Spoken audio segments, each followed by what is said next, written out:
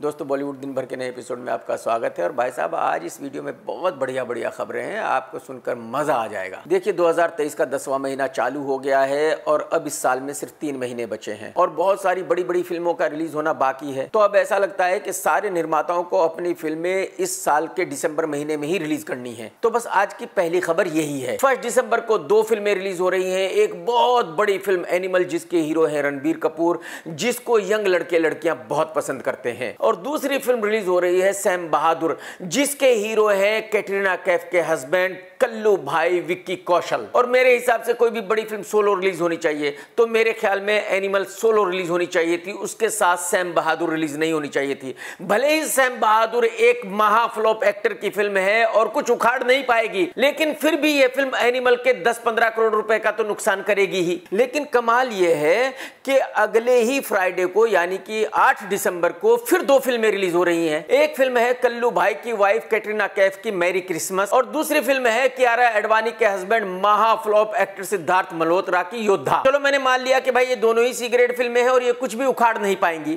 लेकिन फिर भी थोड़े बिजनेस का तो नुकसान करेंगी। चलो भाई मान लिया कि 1 दिसंबर को 2 फिल्में रिलीज हुई, 8 दिसंबर को 2 फिल्में रिलीज हुई और आगे 2-3 हफ्ते तक कोई फिल्म रिलीज नहीं हो रही है। लेकिन ऐसा बिल्कुल नहीं है। 15 दिसंबर को एक साउथ की बहुत बड़ी फिल्म रिलीज हो रही है जिसका नाम है कैप्टन मिलर और जिसका हीरो है धनुष, जिसको हिंदी बेल्ट में भी काफी लोग जानते हैं और यही वजह है कि यह फिल्म ठीक ठाक ओपनिंग लेगी। और इससे भी बड़ा कमाल यह है कि अगले ही फ्राइडे यानी कि 22 दिसंबर को साल की 2 सबसे बड़ी फिल्में रिलीज हो रही हैं। एक है शाहरुख खान की डंकी और दूसरी है प्रभास की सलार। तो इसका मतलब यह साफ है कि 21 दिसंबर को बाकी की सभी फिल्मों को डिसकंटिन्यू कर दिया जाएगा। किसी भी फिल्म को कोई शो नहीं मिलेगा। सलार और डंकी ही सारे थिएटर्स में दिखाई जाएगी और सारे शोज में दिखाई जाएगी। तो इसका मतलब यह हुआ कि जो 22 दिसंबर से पहले दिसंबर महीने में फिल्में रिलीज हो रही हैं, उनका फ्लॉप होना तकरीबन तय हो गया है। उन सभी फिल्मों में से शायद 2 ही फिल्में चल पाएंगी। एक है रणबीर कपूर की एनिमल और दूसरी है इंग्लिश फिल्म कैप्टन मिलर। तो मैं पर्सनली ऐसा मानता हूं कि सभी निर्माताओं को दिसंबर में ही फिल्में क्यों रिलीज करनी है। इनमें से कुछ फिल्में 2024 में भी रिलीज हो सकती थी, लेकिन निर्माताओं की क्या मजबूरी है ये तो वही जानते हैं। दोस्तों आज की दूसरी खबर है सन्नी देओल के बारे में। आप सभी को पता है कि गदर 2 बहुत बड़ी ब्लॉकबस्टर हो चुकी है और गदर 2 के बाद सन्नी ने कोई फिल्म साइन नहीं की, लेकिन फाइनली अनाउंसमेंट हो गया है कि सन्नी देओल एक फिल्म कर रहा है जिसके प्रोड्यूसर हैं आमिर खान और जिसके डायरेक्टर हैं राजकुमार संतोषी साहब। संतोषी बहुत ही बढ़िया डायरेक्टर है, बहुत ही होशियार डायरेक्टर है और संतोषी काफी फिल्में सन्नी देओल के साथ कर चुका है, जैसे कि घायल, दामिनी वगैरह। तो संतोषी जी और सन्नी देओल दोनों ही एक दूसरे को बहुत अच्छी तरह से जानते हैं, बहुत अच्छी तरह से समझते हैं। और फिल्म का नाम है 1947 लाहौर, यानी कि इस फिल्म में इंडिया पाकिस्तान का भी तड़का है और यह सन्नी देओल का बिल्कुल सही डिसीजन है, क्योंकि जो गदर 2 चली है वो सिर्फ इसी बात पर चली है कि उसमें इंडिया पाकिस्तान का तड़का है। अगर इंडिया पाकिस्तान का तड़का नहीं होता तो वो फिल्म एक शो भी नहीं चलती। तो 1947 लाहौर में सन्नी देओल पाकिस्तान की जितनी ज्यादा मां बहन करेगा वो फिल्म उतनी बड़ी हिट होगी। और जैसे कि मैंने बताया कि फिल्म के निर्माता आमिर खान है, डायरेक्टर राजकुमार संतोषी साहब है, तो सारे ही बड़े नाम जुड़े हुए इस प्रोजेक्ट से। इसका मतलब यह हुआ कि इस फिल्म को पहले ही दिन से बहुत बड़ी हाइप मिल चुकी है। तो सभी पहलुओं पर नजर मारने के बाद मैं ये कह सकता हूं कि ये फिल्म चल सकती है, ये फिल्म हिट हो सकती है। दोस्तों आज की तीसरी खबर है रणदीप हुड्डा की फिल्म सावरकर के बारे में।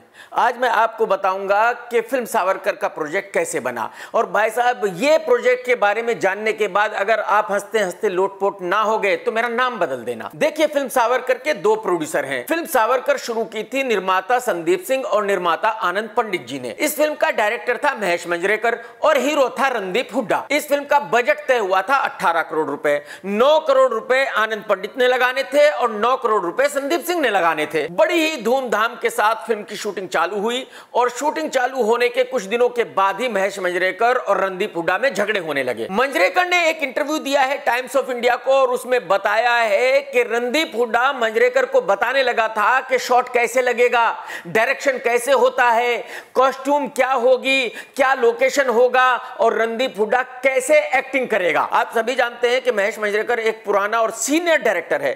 अगर उसको उसका एक्टर बताएगा कि डायरेक्शन कैसा होगा तो वो उस बात को एक्सेप्ट करेगा ही नहीं। और वही हुआ। रणदीप की इन हरकतों के बाद मंजरेकर ने कहा कि भाई साहब मैं इस फिल्म का डायरेक्शन नहीं करूंगा, मैं इस फिल्म को छोड़ रहा हूं। फिल्म के निर्माता बेचारे क्या करते, उन्होंने कहा भाई ठीक है तो महेश मांजरेकर ने इस फिल्म को छोड़ दिया। इसके बाद रणदीप ने कहा कि भाई साहब मैं इस फिल्म का डायरेक्शन खुद ही कर लेता हूं। एक कहावत है कि मरता क्या नहीं करता, तो निर्माताओं ने कहा ठीक है भाई आप ही डायरेक्शन कर लो। तो अब रणदीप हुड्डा ने इस फिल्म का डायरेक्शन शुरू किया। रणदीप ने कुछ दिनों तक तो शूटिंग ठीक ठाक की, उसके बाद बहुत सारे लोगों को गाली गलौज करना शुरू कर दिया, बहुत सारे लोगों को भगाना शुरू कर दिया। उस वक्त तक निर्माता आनंद पंडित साहब अपने हिस्से के पैसे लगा चुके थे, यानी कि वो 9 करोड़ के बजाय तकरीबन 10 करोड़ रुपए लगा चुके थे। अब पैसा लगाना था संदीप सिंह ने, लेकिन संदीप सिंह का यह कहना है कि क्योंकि रणदीप हुड्डा ने बहुत सारे लोगों को फिल्म से निकाल दिया था, भगा दिया था, और यही वजह थी कि संदीप ने रणदीप से कहा कि भाई मैं पैसे नहीं लगाऊंगा, मुझे यह फिल्म नहीं बनानी, इस फिल्म को बंद कर देते हैं। अब बेचारे रणदीप हुड्डा को बड़ी मुश्किल से तो एक फिल्म मिली थी एज ए हीरो, अगर वो भी बंद हो जाए तो रणदीप करे क्या? तो रणदीप ने एक नोएडा के बिल्डर को फंसाया और उसको कहा कि देखो भाई साहब मैं बहुत बड़ा सुपरस्टार हूं, शाहरुख खान, आमिर खान, ऋतिक रोशन ये तो मेरे सामने पानी भरते हैं, कुछ है ही नहीं मेरे सामने।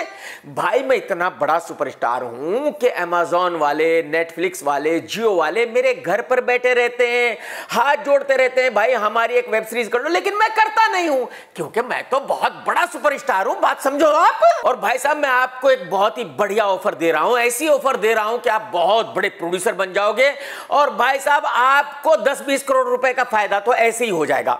भाई मैं एक फिल्म कर रहा हूं जिसका नाम है सावरकर, उसमें 10 करोड़ रुपए लग चुके हैं, अब मुझे आगे सिर्फ 18 करोड़ रुपए और चाहिए इस फिल्म को कंप्लीट करने के लिए। तो रणदीप हुड्डा ने बिल्डर से कहा कि देखो भाई वैसे तो मैं किसी को भी बोल सकता हूं इस फिल्म को प्रोड्यूस करने के लिए, जियो को, अमेज़न को, नेटफ्लिक्स को, कोई भी कर लेगा, लेकिन मैं जो ये प्रॉफिट है ये उनको नहीं देना चाहता। आप मेरे भाई हो तो इसलिए मैं चाहता हूं कि आप इस फिल्म को प्रोड्यूस करें और आप बहुत बड़े प्रोड्यूसर बन जाए, आपका दुनिया में नाम हो जाए। और रणदीप दिल ही दिल में ये कह रहा होगा कि भाई साहब कोई और तो मुझे फंसेगा नहीं, मुझे मामा सिर्फ आपको ही बनाना है, आपको ही काटना है, क्योंकि जो बॉलीवुड के लोग हैं वो तो बहुत सियाने हैं, उनको तो पता है मैं कितना बड़ा सुपरस्टार हूं, तो वो तो मुझे एक कौड़ी भी देने वाले नहीं है। मेरे हाथ से अगर कोई चढ़ेगा तो भाई वो सिर्फ और सिर्फ तुम ही हो बस। अच्छा वो बेचारा नॉर्थ इंडियन नोएडा का बिल्डर, तो उसके लिए तो रणदीप हुड्डा बहुत बड़ा सुपरस्टार, और अगर रणदीप उससे कुछ कह रहा है तो उसके लिए तो वो एक बहुत बड़ी बात हो गई। भाई रणदीप भाई ने मुझे ये कहा है, कोई मजाक थोड़ा ही है। इस बिल्डर का नाम है योगेश। योगेश भाई ने बोला कि भाई साहब दिक्कत ही कोई नहीं, 18 करोड़ रुपए मैं आपको देता हूं, आप फिल्म कंप्लीट कीजिए। योगेश भाई ने 18 करोड़ रुपए लगाकर फिल्म को कंप्लीट करा दिया। अब आप याद कीजिए फिल्म जब शुरू हुई थी तब बजट था 18 करोड़ रुपए, लेकिन इसके बाद फिल्म का बजट हो गया तकरीबन 28 करोड़। अब ये बेचारा प्रोड्यूसर नया आदमी है, बिल्डर आदमी है, इसको क्या पता कि भाई बॉलीवुड का क्या सिस्टम है, किस तरह से कोई किसी फिल्म का प्रोड्यूसर बनता है। तो इस बेचारे को तो इतना ही पता था कि भाई पैसे इसने लगाए हैं तो फिल्म इसकी हो गई, ये निर्माता बन गया। जबकि हकीकत यह है कि उस फिल्म का निर्माता आज भी आनंद पंडित ही है जिसने उस फिल्म को शुरू किया था। तो रणदीप ने एक नोटिस निकाला कि भाई मैं इस फिल्म का प्रोड्यूसर हूं, मैं इस फिल्म को रिलीज करने जा रहा हूं, मैं इस फिल्म को बेच सकता हूं, जबकि लीगली उस फिल्म के प्रोड्यूसर हैं आनंद पंडित साहब। इस नोटिस के बाद आनंद भाई चले गए हाई कोर्ट। हाई कोर्ट से एक डिसीजन आया जिसमें कहा गया कि भाई इस फिल्म के निर्माता आनंद पंडित है, रणदीप हुड्डा नहीं है या कोई दूसरा तीसरा नहीं है, किसने पैसे लगाए हैं ये उसकी प्रॉब्लम है। तो अदालत के मुताबिक अब इस फिल्म का लीगल स्टेटस क्या है? लीगल स्टेटस ये है कि इस फिल्म का निर्माता आनंद पंडित है, वही इस फिल्म को बेच सकता है, वही इस फिल्म को रिलीज कर सकता है, कोई दूसरा आदमी ना इसे बेच सकता ना रिलीज कर सकता। अच्छा कमाल यह है हाई कोर्ट में रणदीप हुड्डा के वकील ने भी ये मान लिया कि हां सर हम इस फिल्म के निर्माता नहीं हैं, इस फिल्म के निर्माता आनंद पंडित साहब ही हैं और वही इस फिल्म को बेच सकते हैं, वही रिलीज कर सकते हैं, हम कुछ नहीं कर सकते। लेकिन जो बेचारा नोएडा का बिल्डर है उसको कुछ नहीं पता। उसको रणदीप हुड्डा बता रहा है कि देखो भाई इस फिल्म के 20-22 करोड़ रुपए के तो मैं सिर्फ डिजिटल राइट्स ही बेच दूंगा जी को, और फिर ये फिल्म थिएटर में रिलीज होगी तो ये फिल्म बिजनेस करेगी कम से कम 70-75 करोड़ रुपए का तो करेगी, क्योंकि मैं बहुत बड़ा सुपरस्टार हूं।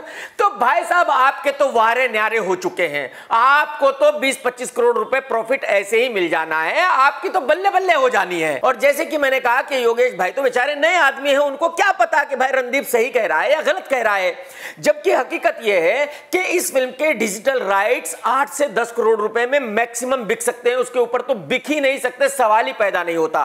तो अगर ये फिल्म 28 करोड़ में बनी है और 12 करोड़ रुपए का पीएनए लगेगा तो फिल्म हो गई 40 करोड़ की। अगर 10 करोड़ रुपए में डिजिटल राइट्स बिकते हैं तो आगे बच गए 30 करोड़ रुपए और थिएटर से मैक्सिमम शेयर आ सकता है 5 करोड़ रुपए का, यानी कि आगे बच गए 25 करोड़ रुपए। तो ये जो बाकी के 25 करोड़ रुपए है ये नुकसान समझिए। और नुकसान किसका होगा? सिर्फ और सिर्फ योगेश भाई का, जो इस फिल्म के फाइनेंसर हैं। क्योंकि आनंद पंडित साहब के जो 10 करोड़ रुपए लगे हैं वो तो पहले वो 10 करोड़ रुपए लेंगे तभी फिल्म को रिलीज होने देंगे, नहीं तो नहीं होने देंगे। ये आनंद पंडित साहब का बड़प्पन होगा अगर वो सिर्फ 10 करोड़ रुपए लेकर ही मान जाए, वो ब्याज ना मांगे। और बात यही खत्म नहीं होती। रणदीप हुड्डा ने योगेश भाई को यह भी बता दिया है कि देखो भाई, मेरी एक फिल्म रिलीज हुई थी लाल रंग और बहुत बड़ी ब्लॉकबस्टर फिल्म थी भाई साहब, पूरे नॉर्थ इंडिया ने ट्रॉली भर भर के उस फिल्म को देखा था।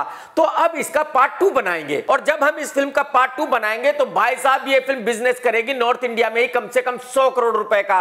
और भाई साहब इस फिल्म के बाद आपको प्रॉफिट हो जाएगा कम से कम 30-40 करोड़ रुपए का। और मतलब आपके तो मजे ही मजे हैं मेरे साथ जुड़कर। और हकीकत क्या है? हकीकत यह है कि लाल रंग फिल्म एक बहुत बड़ी डिसास्टर फिल्म थी। जिस निर्माता ने उस फिल्म को बनाया था वो बॉम्बे छोड़ के भाग गया है।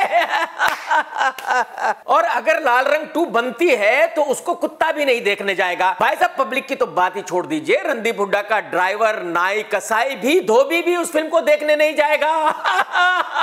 लेकिन योगेश भाई को बेचारे को पूरा यकीन है कि जो रणदीप हुड्डा कह रहा है वो बिल्कुल सही कह रहा है और ये 2 फिल्में बनाने के बाद वो बहुत बड़ा निर्माता बन जाएगा। भाई साहब उसकी तो तूती बोलेगी। जबकि हकीकत यह है कि इन 2 फिल्मों में कम से कम वो लुटाएगा 50 करोड़ रुपए और वो बेचारा प्लेन में बैठकर मुंबई आया होगा, तो जब जाएगा ट्रेन में बैठकर वापस जाएगा और 50 करोड़ रुपए लुटाने के बाद फिर कभी जिंदगी में मुंबई का नाम नहीं लेगा।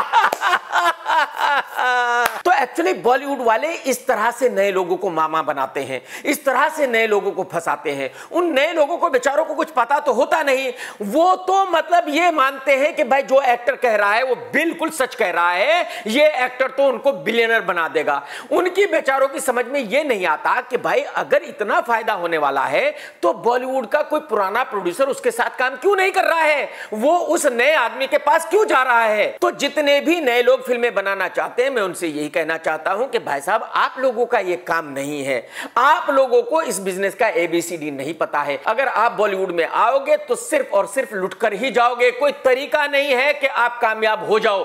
क्योंकि यहां इतने बड़े बड़े चीटर बैठे हुए हैं भाई साहब कि दुनिया भर के चीटर इनके सामने 5% भी नहीं है। बात समझ रहे हो ना? मैं अब सभी नए निर्माताओं को बताना चाहता हूं कि जो बॉलीवुड वाले हैं वो लीगल गुंडे हैं, उनका आप कानूनन भी कुछ नहीं कर सकते। एक बार आपने उनको पैसा दे दिया, बात खत्म, फिर जिंदगी में आपका पैसा वापस नहीं आ सकता। आप ये मेरी बात मान लीजिए। दोस्तों आज की चौथी खबर भी एक ऐसे ही नए प्रोड्यूसर के बारे में है जिसका नाम है प्रदीप रंगवानी। ये बंदा है दुबई से। प्रदीप साहब के बारे में बात करने से पहले मैं आपको ये बताना चाहूंगा कि जो भी निर्माता बॉलीवुड में आता है वो ये सोचकर आता है कि बॉलीवुड वालों को कुछ करना नहीं आता, बॉलीवुड वालों को फिल्में बनानी नहीं आती। अब वो बॉलीवुड वालों को सिखाएगा कि फिल्में कैसे बनती हैं। वो बॉलीवुड वालों को बताएगा कि देखो तुम लोग सब बेवकूफ हैं, मैं होशियार हूं, मैं जानता हूं कि कैसे फिल्म बनती है। तो अब आप सारे बॉलीवुड वाले मेरे पास आओ, मुझसे पूछो कि किस तरह की फिल्म बनानी चाहिए। जब 2005 में मैंने आकर अपनी पहली फिल्म बनाई, मैं भी ऐसा ही सोचता था, तो इसमें कुछ गलत नहीं है। तो जाहिर सी बात है निर्माता प्रदीप रंगवानी साहब भी जब दुबई से मुंबई आए तो यही सोचकर आए थे कि भाई अब वो बॉलीवुड को बताएंगे कि फिल्में कैसे बनती हैं। प्रदीप जैसे ही मुंबई आया कुछ लोगों के हत्थे चढ़ गया, उनको पता चल गया भाई एक नया बकरा बॉलीवुड में आ चुका है। तो प्रदीप ने एक फिल्म बनाई अरबाज खान के साथ और उस फिल्म में प्रदीप का नुकसान हुआ सिर्फ 16 करोड़ रुपए का। कितना भाई साहब? सिर्फ 16 करोड़ रुपए का, कुछ ज्यादा नहीं है, मतलब थोड़े से पैसे हैं। और उस फिल्म के रिलीज होने तक ये पूरे बॉलीवुड को पता चल ही गया था कि भाई एक नया बकरा आया है तो जो जो फंसा सकता है वो फंसा लो। तो एक डायरेक्टर है इशरत खान साहब जो कभी अनीस बज़मी साहब के एसोसिएट हुआ करते थे, उनके हत्थे प्रदीप साहब कहीं चढ़ गए। तो इशरत ने प्रदीप को एक कहानी सुनाया और उनको बताया कि देखो भाई ये कमाल की फिल्म है, अगर आपने ये फिल्म बना दी तो भाई साहब इस फिल्म के लिए आपको मिलेगा ऑस्कर और आप रातों रात बॉलीवुड में छा जाओगे। अब इशरत ने 5-6 करोड़ रुपए लगाकर उस फिल्म को बना दिया संजय मिश्रा के साथ। संजय मिश्रा भी बहुत चालू आदमी है, बॉलीवुड का पुराना चावल है। संजय मिश्रा हर साल कम से कम 10-12 निर्माताओं को फंसाता ही रहता है। भाई साहब इसको कैसे मिलते हैं, इसके हत्थे कैसे ये निर्माता चढ़ते हैं आज तक मेरी समझ में नहीं आया। आप सब लोग ये भी जानते हैं कि दुनिया भर में फिल्म फेस्टिवल्स होते ही रहते हैं, जहां फिल्में दिखाई जाती हैं उनको अवार्ड्स दिए जाते हैं, और जिनको अवार्ड्स मिलते हैं वो अपने आप को दुनिया के बहुत बड़े निर्माता निर्देशक मानने लगते हैं। हालांकि इन अवार्ड्स का पब्लिक से कोई लेना देना नहीं है, पब्लिक को पड़ी नहीं है कि किस फिल्म को कितने अवार्ड्स मिले हैं। फिल्म अच्छी होती है, पब्लिक को पसंद आती है तो पब्लिक देखती है, नहीं तो नहीं देखती। तो इशरत ने संजय मिश्रा की इस फिल्म को भी 2-4 अवार्ड्स यहां वहां से दिलवा दिए। इससे फायदा यह हुआ कि जो इसके निर्माता है प्रदीप, उनको यह यकीन हो गया कि उनकी फिल्म बहुत कमाल की है और अगर यह फिल्म थिएटर में रिलीज होगी तो भाई साहब तहलका मचा देगी, पठान जवान सबका रिकॉर्ड तोड़ देगी। तो अब इस फिल्म को थिएटर में रिलीज किया जा रहा है और पीएनए पे कम से कम 3 करोड़ रुपए तो लगेंगे ही लगेंगे। तो अगर 6 करोड़ रुपए में फिल्म बनी थी और 3 करोड़ रुपए पीएनए के लगेंगे तो हो गए 9 करोड़ रुपए। थिएटर से क्या आएगा? 2 रुपए भी वापस नहीं आएंगे। तो इसमें टोटल नुकसान कितना होगा? 9 करोड़ का। यानी कि 16 करोड़ का नुकसान पहले हुआ था, 9 करोड़ का नुकसान ये होगा। टोटल नुकसान कितना हो गया भाई साहब? 25 करोड़ रुपए का। अच्छा, बॉलीवुड में एक बहुत बड़ा फ्लॉप एक्टर है जिसका नाम है अमित साध। इसी दौरान कहीं प्रदीप अमित को मिल गया। अमित ने बोला भाई साहब मुर्गा मिल गया, इसको तो हलाल करना जरूरी है, पक्का है। अमित ने अपनी चक्री घुमाई और प्रदीप को अंदर कर लिया और अमित ने एक वेब सीरीज चालू करा दी जिसमें अमित है और ईशा देओल है। और अमित ने प्रदीप से बताया कि भाई साहब मैं बहुत बड़ा स्टार हूं, बहुत बड़ा, मतलब शाहरुख खान, आमिर खान मेरे सामने कुछ है ही नहीं भाई साहब, और मेरे साथ अगर आप वेब सीरीज बनाओगे ना तो भाई साहब आप तो बहुत बड़े प्रोड्यूसर बन जाओगे, रातों रात आप बिलियनर बन जाओगे। तो प्रदीप ने उस वेब सीरीज पे लगा दिए 12 करोड़ रुपए, लेकिन इस यकीन के साथ कि अमित उस वेब सीरीज को जी को बिकवा देगा या हॉटस्टार को बिकवा देगा, अमेज़न को, नेटफ्लिक्स को, किसी ना किसी को बिकवा देगा, क्योंकि अमित ने ये प्रॉमिस किया था। अब जाहिर सी बात है अमित बेचारा इतना बड़ा सुपरस्टार तो है नहीं कि भाई उसकी बॉलीवुड में इतनी हैसियत है कि वो किसी को कह दे कि उसकी वेब सीरीज खरीद लो। तो उसने तो बेचारे ने अपनी वेब सीरीज चालू कराने के लिए झूठ ही बोला होगा, सच्चाई तो इसमें कुछ है नहीं। तो इसका रिजल्ट ये है कि वो वेब सीरीज आधी बनकर पड़ी हुई है, वो बिक नहीं रही और जाहिर सी बात है ना कभी बिकेगी। लेकिन प्रदीप भाई के उसमें 12-13 करोड़ रुपए लग चुके हैं और अमित अब प्रदीप से कह रहा है कि देखो भाई आप 12-13 करोड़ रुपए और लगा दो, इस वेब सीरीज को कंप्लीट करा दो, और अगर आपने कंप्लीट करा दिया तो भाई साहब 40-50 करोड़ रुपए में तो मैं इसको कहीं ऐसे ही बेच ही दूंगा, क्योंकि माल अधूरा है इसलिए नहीं ये बिक्री। बात को समझो आप मेरी। अब भले ही प्रदीप साहब आज उसमें पैसे लगाने के लिए तैयार ना हो, लेकिन 2-4-6 महीने के बाद पैसे लगा ही देंगे, उसको कंप्लीट कर ही देंगे। तो समझ लो उसमें लगेंगे 25 करोड़ रुपए। और ये वेब सीरीज एक गटर की तरह है, उस पे जितने भी पैसे खर्च कर लो वापस तो कुछ आना नहीं, तो 25 करोड़ रुपए जाएंगे वो। तो प्रदीप भाई का 25 करोड़ का नुकसान हो चुका पहले, 25 करोड़ का नुकसान होगा आगे, तो हो गया 50 करोड़ रुपए। अब दुनिया का कोई कितना भी अमीर आदमी हो भाई साहब, जब उसके 50 करोड़ रुपए चले जाते हैं ना तो फिर वो मुंबई का नाम नहीं लेता। तो होगा यही कि जिस दिन प्रदीप भाई के 50 करोड़ रुपए का नुकसान हो जाएगा फिर वो बॉलीवुड को दिन भर गालियां दिया करेंगे और फिर कभी जिंदगी में बॉलीवुड में वापस नहीं आएंगे। तो ये दूसरा एग्जाम्पल है कि बॉलीवुड वाले बाहर के निर्माताओं को कैसे फंसाते हैं, कैसे उनको मामा बनाते हैं, कैसे उनका बकरा बनाते हैं। तो मैं बाहर से आने वाले निर्माताओं से फिर कहता हूं कि भाई साहब आप लोगों की बॉलीवुड में कोई हैसियत नहीं है, कोई जगह नहीं है, आप बॉलीवुड वालों के चक्करों में मत पड़ो। अगर इनके चक्कर में आप पड़ोगे तो भाई साहब आपका सड़क पे आना तय है, गारंटी है। दोस्तों आज की 5वीं खबर है बुढ़ऊ के बारे में। आप सभी जानते हैं कि बेचारा बुढ़ऊ ऐसा हो गया है कि उसको देखकर ऐसा लगता है यार ये एक्टर कैसे हो सकता है। बुढ़ऊ साहब इसी बीच दिल्ली पहुंच गए, वहां किसी की बर्थडे पार्टी थी और उसमें डांस करने गए। जाहिर सी बात है पैसे लिए थे तो डांस तो करना ही पड़ेगा, और वो डांस का वीडियो सोशल मीडिया पे वायरल हो गया। अब जितने लोग भी उस वीडियो को देख रहे हैं वो ये कह रहे हैं कि भाई साहब जब आपकी हालत ये हो गई है, आप इतने बूढ़े हो गए हो, तो आप ऐसी पार्टियों में डांस क्यों कर रहे हो। तो कहने का मतलब यह है कि आज की तारीख में बुढ़ऊ अच्छी हालत में नहीं है, बहुत बुरा दिख रहा है, पता नहीं कैसा मोटा हो गया है एकदम। और मेरे ख्याल में अब बुढ़ऊ को पब्लिक के सामने नहीं आना चाहिए, चुपचाप घर बैठना चाहिए, चुपचाप से शूटिंग करनी चाहिए और चुपचाप से वीएफएक्स में बढ़िया सा बनकर पर्दे पर आना चाहिए, ताकि पब्लिक को पता ही ना चले कि रियल लाइफ में कैसा है। दोस्तों आज की 6ठी खबर है प्रियंका चोपड़ा के बारे में। आप सभी को पता है प्रियंका हॉलीवुड में रहती है और वहां एक बहुत फेमस सिंगर से शादी की है, लेकिन जो प्रियंका का जेठ है यानी प्रियंका के हस्बैंड का जो बड़ा भाई है उसका डिवोर्स हो गया है, और इस तलाक के लिए दुनिया भर का मीडिया प्रियंका को ब्लेम कर रहा है। मीडिया का यह कहना है कि उन दोनों का डिवोर्स हुआ है सिर्फ और सिर्फ प्रियंका की वजह से।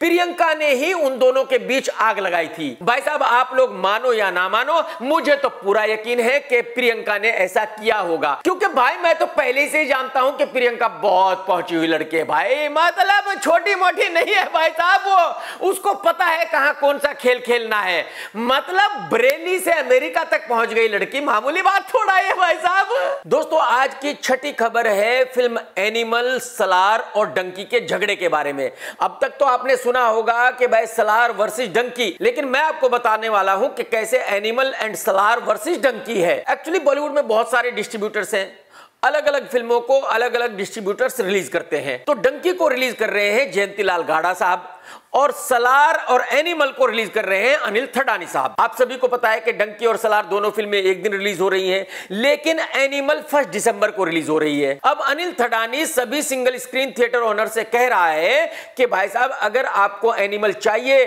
तो आपको सलार भी लगानी पड़ेगी, डंकी नहीं लगाएंगे आप। लेकिन जो थिएटर ओनर्स हैं वो ये कह रहे हैं कि देखो भाई, हम एनिमल लगाएंगे और डंकी लगाएंगे, हम सलार नहीं लगाएंगे, क्योंकि जब डंकी रिलीज हो रही है तो फिर हम डंकी को छोड़ के कोई और फिल्म अपने थिएटर में नहीं चलाएंगे। और अनिल का यह कहना है कि ठीक है भाई, फिर आप डंकी चलाओ, मैं आपको ना ही एनिमल दूंगा ना ही सलार दूंगा। लेकिन शाहरुख खान साहब बिल्कुल अपने घर चिल कर रहे हैं और उन्होंने सभी थिएटर ओनर से कह दिया है कि देखो भाई, अगर आप डंकी चलाओगे तभी आगे मेरी फिल्में आपको मिलेंगी। जो थिएटर ओनर डंकी नहीं लगाएगा, सलार लगाएगा, उसको फिर कभी भी जिंदगी में शाहरुख खान की फिल्म चलाने को नहीं मिलेगी। तो मैं ऐसा मानता हूं कि इस रेस को एसआरके ही जीतेगा। जो थिएटर ओनर्स हैं वो डंकी ही चलाएंगे, वो सलार नहीं लगाएंगे। तो इसका मतलब यह है कि सलार को बहुत कम स्क्रीन मिलेंगे और इसीलिए सलार का बिजनेस बहुत ही ज्यादा कम होने वाला है। सलार किसी भी तरह डंकी को टक्कर दे ही नहीं पाएगी। आज की 8वीं खबर है निर्माता मोहन नादर साहब के बारे में। इन्होंने रणदीप हुड्डा के साथ 3 साल पहले एक फिल्म बनाई थी जिसपे लगाए थे तकरीबन 7 करोड़ रुपए, और मोहन साहब पिछले 3 साल से उस फिल्म को बेचने की कोशिश कर रहे हैं, कोई खरीदने के लिए तैयार नहीं है। मोहन साहब ये कह रहे हैं कि देखो भाई, रणदीप हुड्डा बहुत बड़ा सुपरस्टार है, वो 30-30, 40-40 करोड़ की फिल्में बना रहा है, तो मेरी फिल्म भी कोई ले लो यार, मुझे 5 करोड़ रुपए ही दे दो। लेकिन कोई भी उस फिल्म को 5 करोड़ में भी खरीदने के लिए तैयार नहीं है। एक्चुअली आज की तारीख में नवाजुद्दीन और रणदीप हुड्डा की हालत यह है कि इनकी फिल्में कबाड़ी रद्दी के भाव में भी खरीदने के लिए तैयार नहीं है, लेकिन फिर भी ये नए नए निर्माताओं को फंसाते रहते हैं, उनको मामा बनाते रहते हैं और ये हीरो बने बैठे हैं। ये उनसे पैसे लेते रहते हैं, उनके पैसे बर्बाद करते रहते हैं और फिल्में बनाते रहते हैं। आज की 9th खबर है अक्षय कुमार की फिल्म मिशन रानीगंज के बारे में, जो इसी फ्राइडे को रिलीज होने वाली है। इस फिल्म का ट्रेलर भी बहुत बढ़िया था और जो इसके गाने रिलीज हुए हैं वो भी बहुत बढ़िया हैं। और आज की तारीख में इस फिल्म की ट्रैकिंग बहुत अच्छी है, पब्लिक में इस फिल्म को देखने का क्रेज है। तो मेरे ख्याल में जब ये फिल्म आने वाले फ्राइडे को रिलीज होगी तो बहुत ही बढ़िया ओपनिंग लेगी। मुझे पर्सनली ऐसा लगता है कि ओ माय गॉड 2 के बाद अक्षय कुमार की ये फिल्म भी हिट होने वाली है। 2 दिन पहले इस फिल्म का एक गाना रिलीज हुआ है और उसको सुनकर मजा ही आ गया भाई साहब, क्या जबरदस्त गाना है। और सिंगर विशाल मिश्रा ने क्या गाया है यार, ये लड़का आज की तारीख में बहुत बड़ा सिंगर है। इसका हर एक गाना भाई साहब सुपर हिट हो रहा है। मेरी जिंदगी है तू, सबसे कीमती है तू, सबसे कीमती है तू, सबसे कीमती है तू। ये गाना सुन के मजा आ गया। विशाल भाई क्या गाया है यार। और कमाल यह है कि विशाल मिश्रा की आवाज हर गाने में अलग है, वो हर गाने को अलग तरीके से गाता है। यही वजह है कि उसका गाना सुनने में बहुत मजा आता है। दोस्तों, आप भी कमेंट्स करके जरूर बताना कि आज का एपिसोड आपको कैसा लगा, मजा आया कि नहीं आया। टेक केयर दोस्तों, tata bye bye, love you. सत्यमेव जयते।